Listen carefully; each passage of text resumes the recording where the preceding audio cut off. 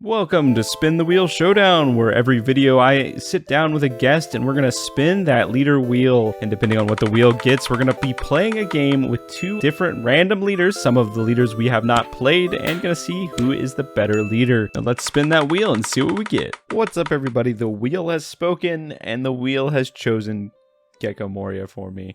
And we're going to be playing against Boa here. A battle of the 7 warlords here. Gecko Moria, where you been, bud? It's been a hot minute since I've seen you really do anything in the meta. Since at least 07.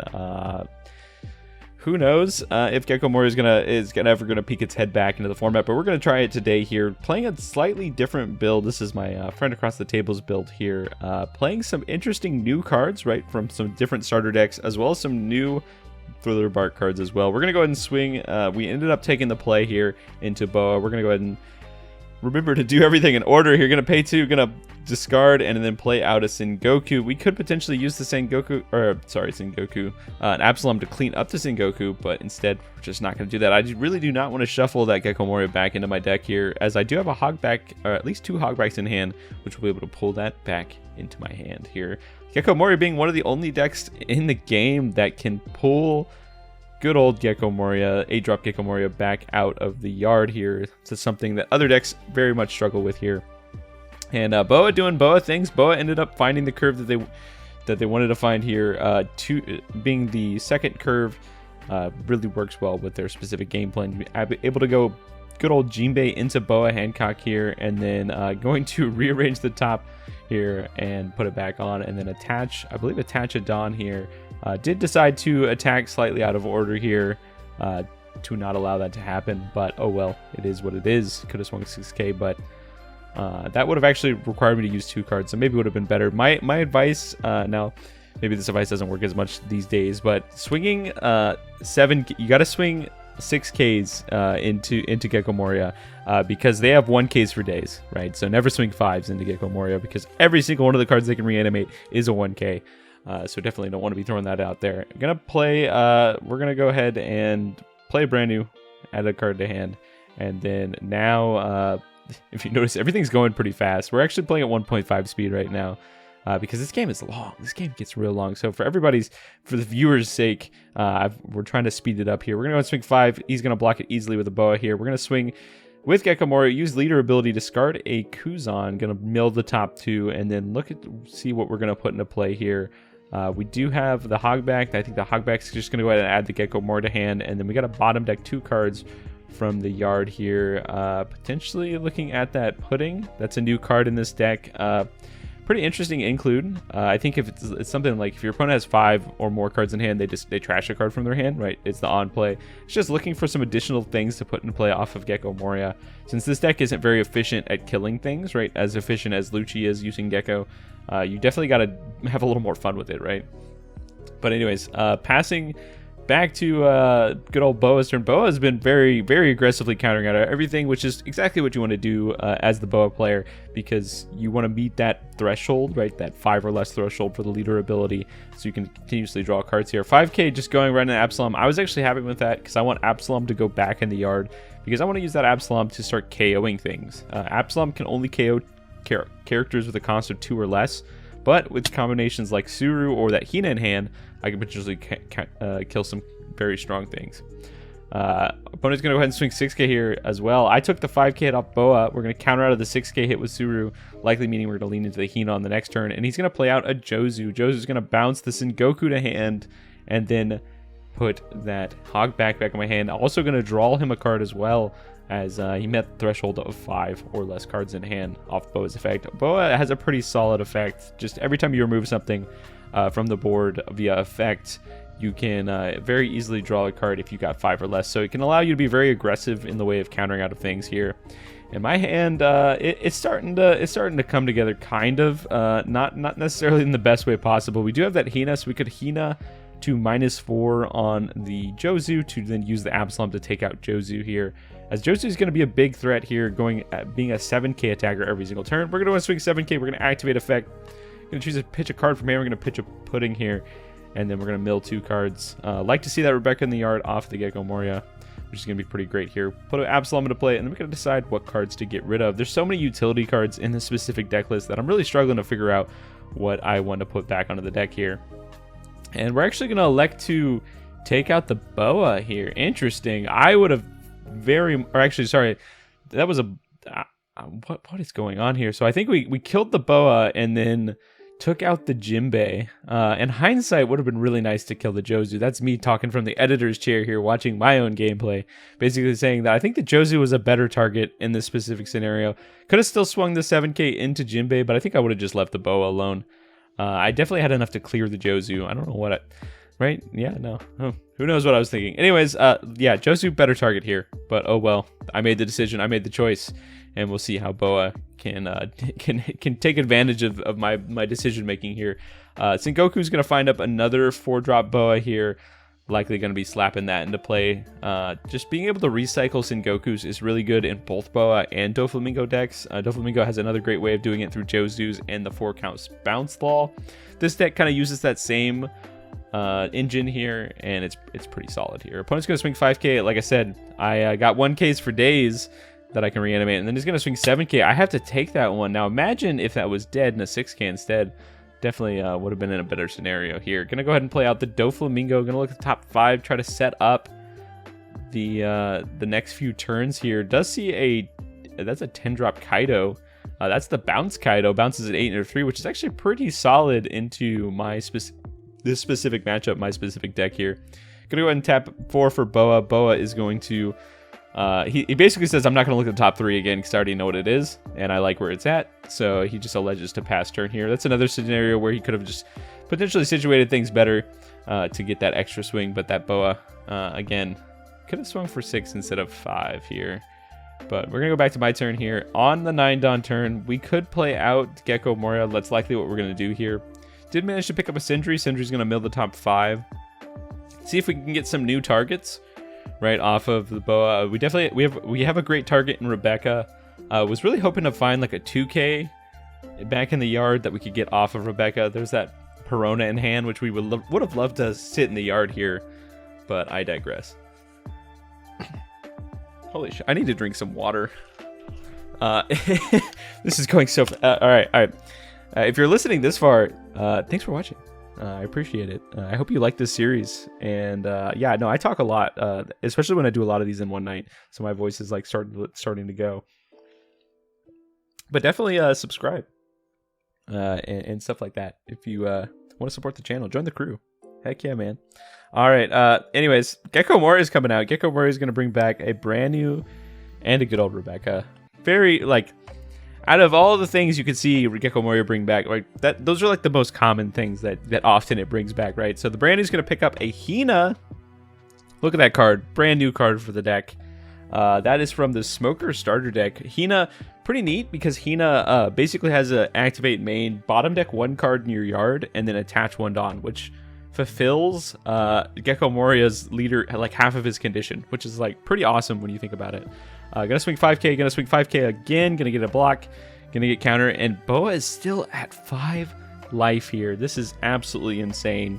And based on sitting in the commentator's chair, I know there's a Kaido on top, and that Kaido is gonna slam down and just do some work here and kind of erase some of the plays that I made on that last turn. And this is gonna be tough. This is gonna be tough for sure. Oh man, I had to drink some water, dude. I was struggling. All right. Anyways, back into it here. Thinking a little bit about where he wants that 5k to go. I think that 5k is going to go a brand new, pretty easy swing here. Would require too much counter to get out of. Definitely just going to let that go. Now we're going to see a 7k into the 5. I think that 7k is going either into the Hina or going into life here. Either way, it's going to be a hard pill to swallow here, because we're going to have to use some cards out of hand to get out of it. We're going to use a 2k to 1k, which means that was, I believe, going at Hina. And now we're going to see a 6k. 6k is likely going to go to Absalom. I'm just going to let it go because I want new fodder for... I think that's the only Absalom I've seen so far.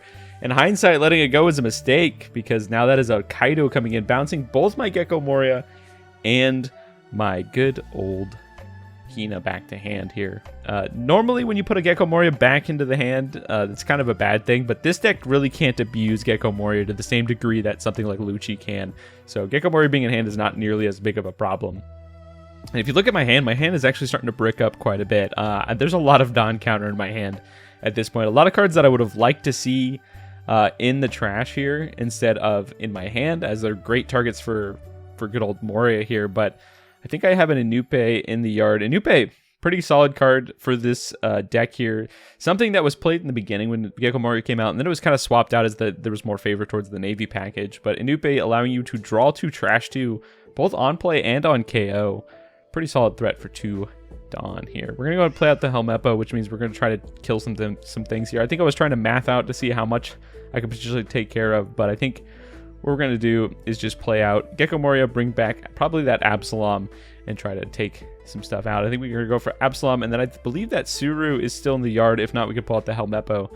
And yeah, we're just going to play down Hitsuru. Going to -2, then KO the threat that I maybe should have KO'd several turns ago. But alas, hindsight's 2020. All right. Let's go ahead and... okay. Cool. Passing the turn here, and now we've reestablished a bit. You know, last turn was pretty tough for us. You know, losing most of our board here. Boa is still sitting at a clean 5 life. Definitely running out of cards. Definitely getting lower on cards in hand here. Hopefully not to see too much come out of hand. I'm gonna take the 6K as my hand is bricking up pretty hard. I don't think I have a single form of counter in my hand other than that 1K Rebecca. Pretty tough to see. And we see a second Bounce Kaido. Bounce Kaido is going to drop my blocker, going to drop my Helmeppo, and just going to make my life sad here. And then we're going to see a Sengoku swing into Suru, and then that other Kaido went right into life, and I can definitely not counter out of that one. Going to pass back to me here, and things are getting a little tough now. I've got 2 Rebeccas in hand. Likely just could play out both Rebeccas, which isn't a very, like, aggressive... You know, I'm struggling, right? Would love to see some kind of way I could math together a kill on a potential character. I have the ability to -7K, I think, in my hand currently, which is not enough to be able to... Yeah, I've got the Absalom in the yard. I can -7, I believe, based on what I see in my hand, which is not enough here to be able to get one of the Kaidos in the 2 cost range. I could definitely attach quite a bit of Dawn to the Gecko to swing into a Kaido here. My opponent only has like 2 cards in hand, you know, 2 or 3 cards in hand. No, 3 cards in hand here. So I could try to play around him having some additional counter, but this is a really tough spot to be in. I definitely need to deal with the board to some degree, or that board is just going to kill me. And I think we have to do it through Rebecca's here. We're going to see a 9K into the Boa here. What is he thinking of doing? He almost thought about just using all. I think he had enough to counter out of that. I think that was a 2K and 2 1Ks, or that might have been 3 1Ks. We're gonna go swing 5 into Sengoku. No, it's 3 1Ks. 5 into Sengoku. Gonna go ahead and counter out of that, or take that, and then, man, we're in a tough spot right now. Absalom can definitely swing at lead, but we have got 5 life to chomp through, and we got 2 Kaidos on the other side of the board. Pretty great threat for Boa. I'd love to see that 10-drop Kaido. I don't think it runs more than 2, right? I think most lists, if they run any, they run at least 2. Just being able to get rid of an 8 and a 3 is just crazy. All right, we're going to go ahead and play Rebecca. Rebecca number 1, going to get a 2K back. We're trying to be protective. Is Rebecca number 2 going to come out here? No, we're going to play... Oh, okay. We're going to play Hina off of that. We're going to minus down to 6. All right, and then now... this is tough. Still not going to be enough to we're not going to be able to KO him, right? So we're just minusing, you know, as a formality here, just trying to get some more characters on board. Likely just going to play out that second Boa to... I don't know. I keep thumbing that Hina back to the front of the hand here. I've also got that's a 4-drop Gecko Moria. That's the new Gecko Moria that like brings back a 2 or less Thriller Bark. But now we're gonna go for the good old Rebecca here. Rebecca's just, I think, gonna add an Absalom back to hand, because there's just no 2Ks I can add back, because it has to be 3 or more. And then we could play out something. It could be that brand new. If not, I think we might just pass here, as I think at this point brand new is not worth replacing a body with. We're gonna go and swing 5K at lead here. That looks like that was a 2K. So my opponent did have a 4K counter in hand. Could have countered out of the Boas that swing into the bow in the last turn. Now it's gonna go back to my opponent, and I got 2 Rebeccas up and a few 2Ks in hand. I think there's at least I've got at least 3 2Ks in hand, which is a lot better than what I was sitting at earlier in the game here. My hand of bricks is slowly turning into something I can work with, which is something we could hope for going into this late in the game here. But staring down 2 Kaidos, my goodness. I'm gonna play out a Jinbei into Lol, gonna bounce Jinbei, gonna draw them a card and bounce my Rebecca. That Rebecca should not be in the yard. That is a whoopsie. Make sure we get that in hand. There we go. Good thing I caught that. And then now we're going to play the Josu. Josu's going to bounce my Rebecca. Oh my goodness. And we're about to be doing some work here. And that's going to be a 5K swing. I think these are all just going to life here. As I don't have enough on my board to counter out of anything. That is a big 12K coming down. I'm going to have to take that one. And another 12K coming down. And we've got 2, 4, 6, which is up to 11. Okay, 12, 13. We managed to counter out of the Kaido, but we are on the absolute back foot right now. Would love to see something to help us through this next turn, but this is not looking good. We need to start going for face, but my opponent's going to have 4 threats swinging into me. And I managed to pick up a Gecko Moria, but man, at this point, I'm struggling. Would have loved to see an Ice Age. So I think this build also runs at least 4 Ice Ages. We milled one off the first turn of the game. Would love to see an Ice Age right now, as Ice Age would have made my math for killing one of the Kaidos on that previous turn so much easier.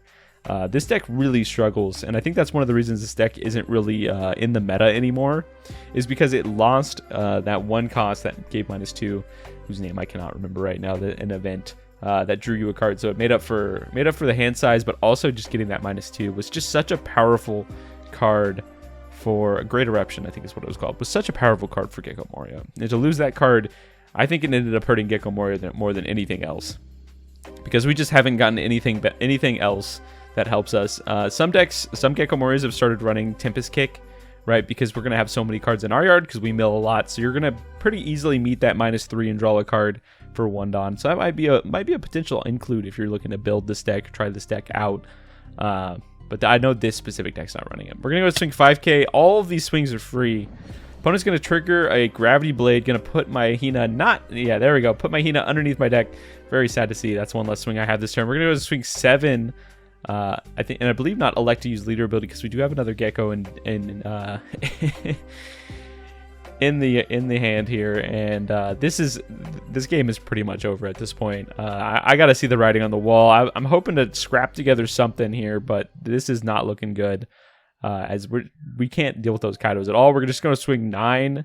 So my opponent counters out of the 7. I could potentially I'm thinking like, oh, should I just swing 13 into one of the Kaidos or just swing 9? We're just going to swing 9 instead. Opponent just keeps picking 2Ks off life, and then we're going to play another Moria. We're going to grab a good old Rebecca as expected, and then a Nupe. We're using a Nupe to try to find some new cards here. We're going to draw 2 bricks. Oh my goodness, I could build a house with this hand. Oh no, we're going to add them to hand, and then we're going to throw them in the yard because, oh man, we were just hoping that we could find at least 2 2Ks or something off of that. And now I've got 2 2Ks, and that's it in hand. And 1 Rebecca on board. Boa has so many ways to bounce things, and I go ahead and I'm just going to concede because this game is absolutely over. There's no way I'm going to counter out of anything without that many bricks, and Gecko Moria gets the game. If you like this type of gameplay, definitely subscribe, and we'll see you in the next video.